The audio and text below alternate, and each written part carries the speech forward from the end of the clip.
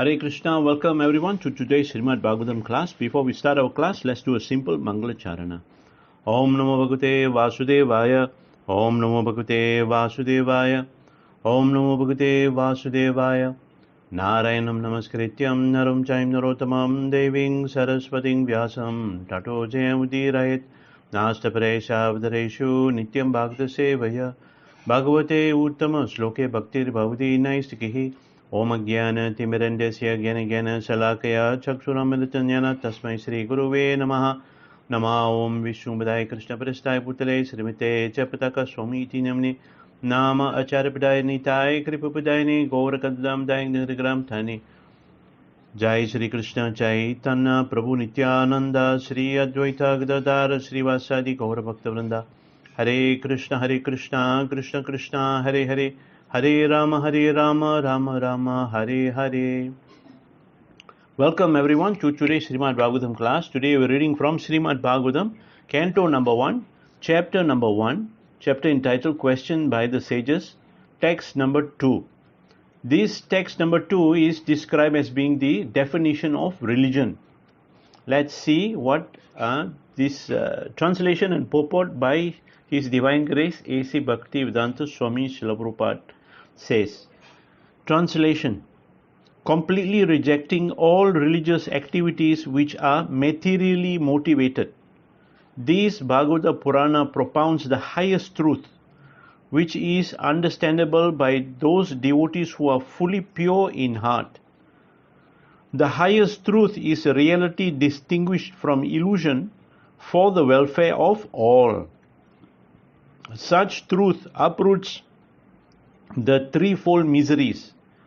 This beautiful Bhagavatam, compiled by the great sage Vyasadeva in his maturity, is sufficient in itself for God realization.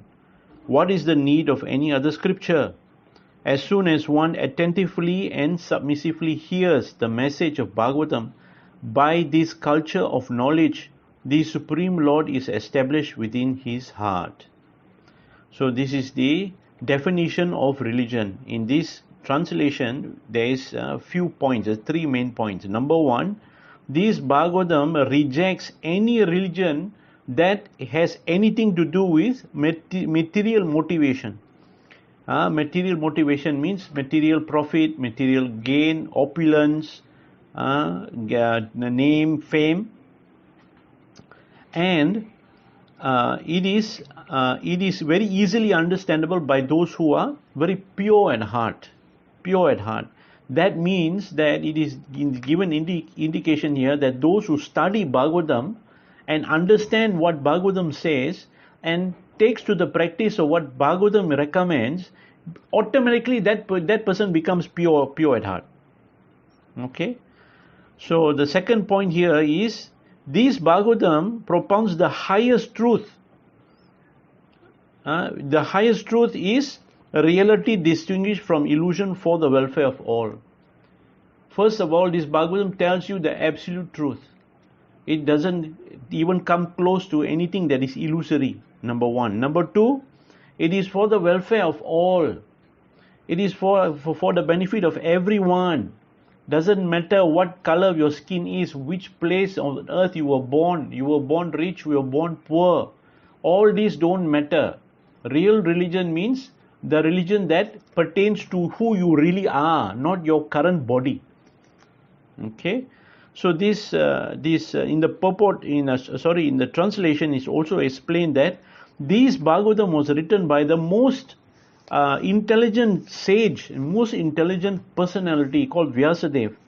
This Vyasadeva, he wrote this Bhagavatam after being fully absorbed in all other bodies of knowledge and realizing that there was still something missing. Then he wrote this Bhagavatam on the instruction of his spiritual master. So that is the culture of Vedic culture, how you become successful. First you get blessings from spiritual master, follow the instruction of spiritual master, then success comes automatically. So it says here, once you read Bhagavatam, There is no need to have any other scripture. Why? Because everything that is needed to be known in your life is in Bhagavatam. And with the knowledge of Bhagavatam, you begin to understand everything else and everyone else around you, including other religions. Okay, let's see what His Divine Grace Srila Prabhupada says in his purport. Religion include 4 primary subjects, namely pious activities, economic development, satisfaction of the senses, and finally liberation from material bondage. Irreligious life is a barbarous condition. Indeed, human life begins when religion begins. Eating, sleeping, fearing, and mating are the 4 principles of animal life. These are common both to animals and to human beings. But religion is the extra function of the human beings. Without religion, human life is no better than animal life. Therefore, in human society, there is some form of religion which aims at self-realization and which makes reference to man's eternal relationship with God. In the lower stages of human civilization, there is always competition to lord it over the material nature. Or in other words, there is a continuous rivalry to satisfy the senses. Driven by such consciousness, man turns to religion. He thus performs pious activities or religious functions in order to gain something material. But if such material gain are obtained in other ways, then so-called religion is neglected. This is the situation in modern civilization. Man is thriving economically, so at present he is not very interested in religion. Churches, mosques or temples are now practically vacant, empty. Men are more interested in factories, shops and cinemas than in religious places which were erected by their forefathers. This practically proves that religion is performed for some economic gain. Economic gains are needed for some sense gratification. Often when one is baffled in the pursuit of sense gratification, he takes to salvation and tries to become one with the Supreme Lord. Consequently, all these states are simply different types of sense gratification.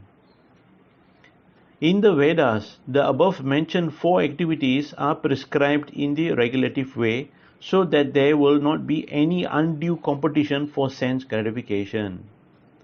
But Srimad Bhagavatam is transcendental to all these sense gratificatory activities.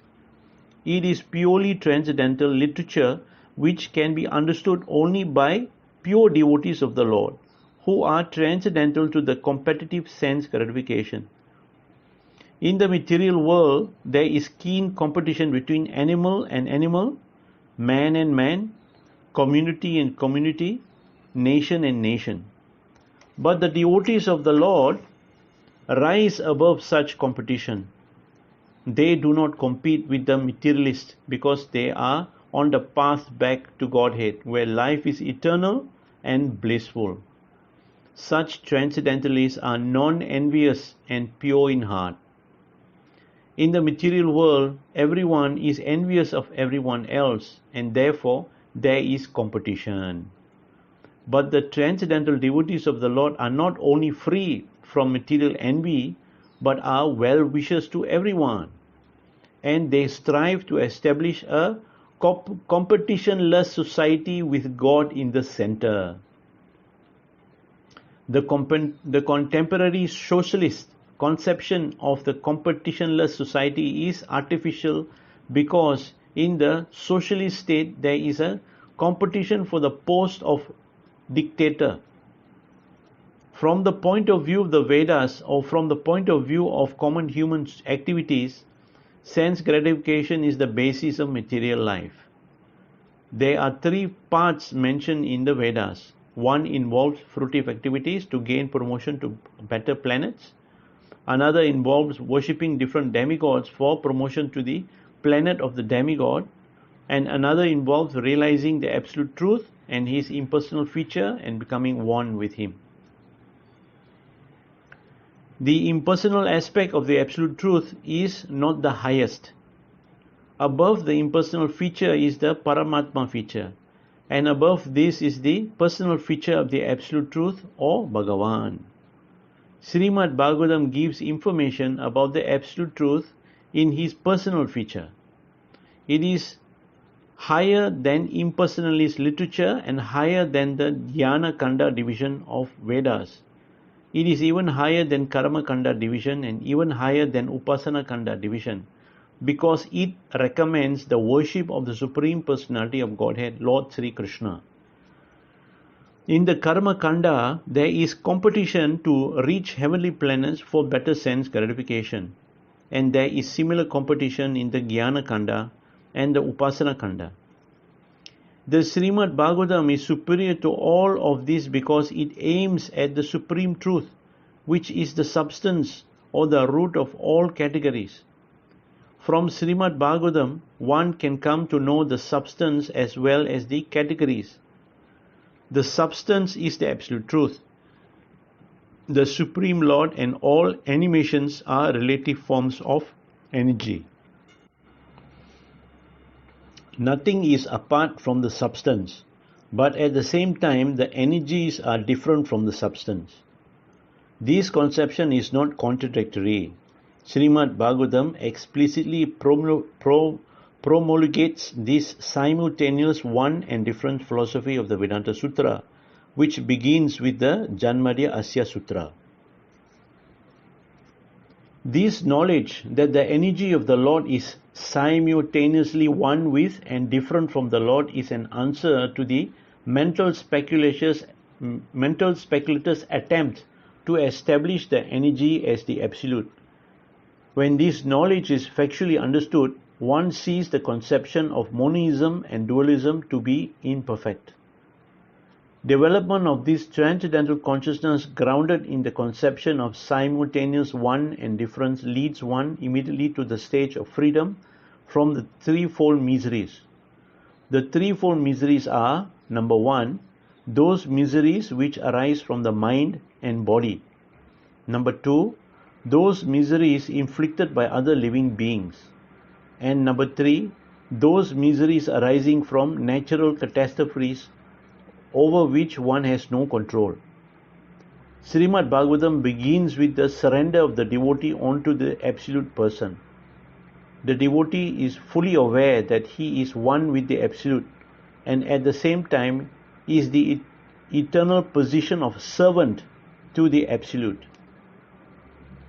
In the material conception, one falsely thinks himself the lord of all his service, and therefore he is always troubled by the threefold miseries of life.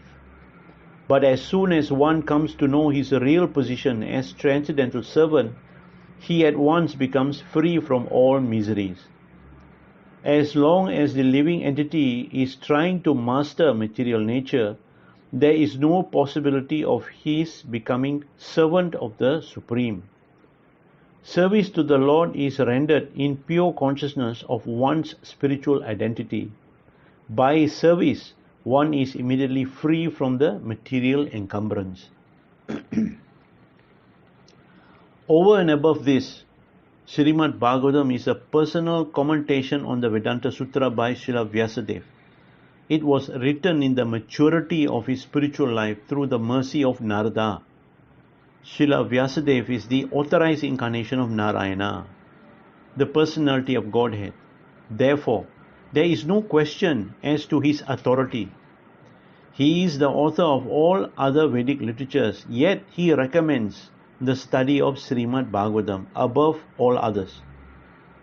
In other Puranas, there are different methods set forth by which one can worship the demigods, but in Bhagavatam only the Supreme Lord is mentioned. The Supreme Lord is the total body. The demigods are the different parts of that body. Consequently, by worshipping the Supreme Lord, one does not need to worship the demigods. The Supreme Lord becomes fixed in the heart of the devotee immediately. Lord Chaitanya Mahaprabhu has recommended the Srimad Bhagavatam as the spotless Purana and distinguishes it from all other Puranas.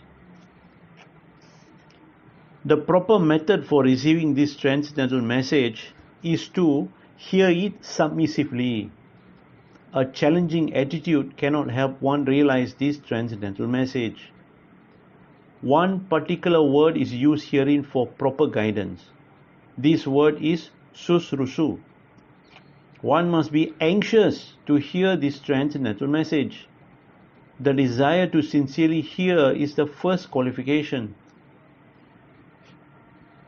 Less fortunate persons are not at all interested in hearing this Srimad Bhagavatam. The process is simple, but the application is difficult. Unfortunate people find enough time to hear ideal social and political conversation, but when invited to attend a meeting of devotees to hear Srimad Bhagavatam, they suddenly become reluctant.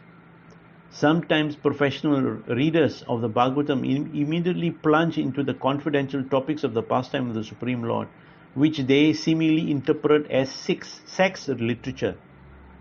Srimad Bhagavatam is meant to be heard from the beginning. Those who are fit to assimilate this work are mentioned in this sloka. One becomes qualified to hear Srimad Bhagavatam after many pious deeds. The intelligent person with thoughtful direction can be assured by the great sage Vyasadeva that he can realize the Supreme Personality directly by hearing Srimad Bhagavatam. Without undergoing the different stages of realization set forth in the Vedas, one can be lifted immediately to the position of Paramahamsa simply by agreeing to receive this message. Hare Krishna.